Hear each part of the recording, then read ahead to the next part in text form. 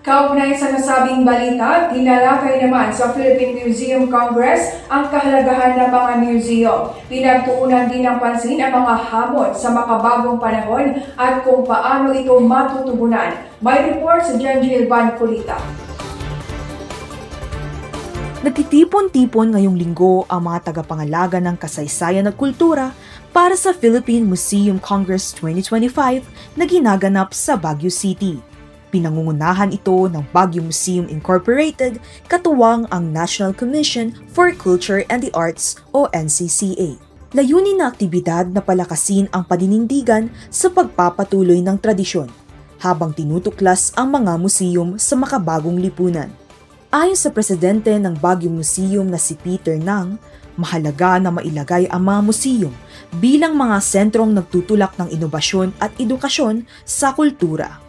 Sa mensahe naman ni Silver Pilo na kinatawan ni Benguet Governor Melchor Diclas, binigyang diin niya ang kahalagahan ng mga museo bilang tagapag-ingat ng ating pagkakakilanlan at kasaysayan.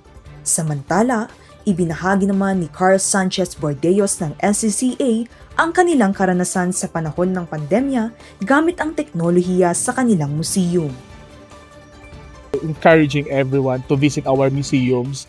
In the case of the National Museum, it's free, accessible sa lahat ng mga Pilipino, mababata man, matanda. You can visit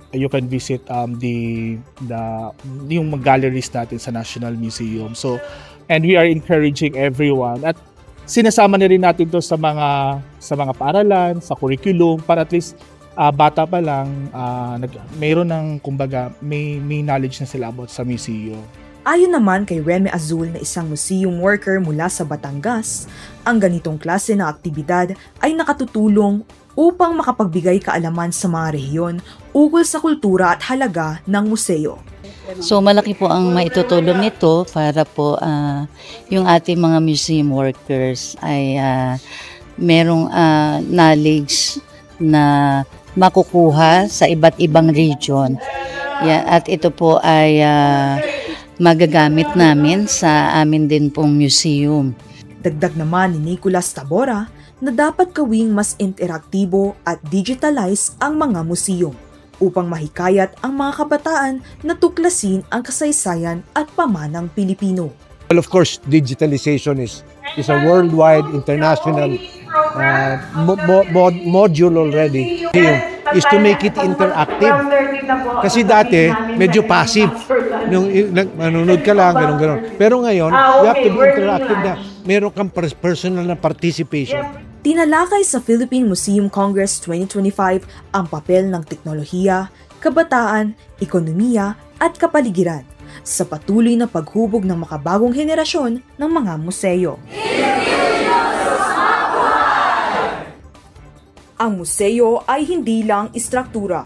Tinataguyod nito ang ating pagkakakilanlan at nagsisilbing tulay sa nakaraan at kasalukuyan. Ito si Jinjil Bangkulita para sa PIA News, Cordillera.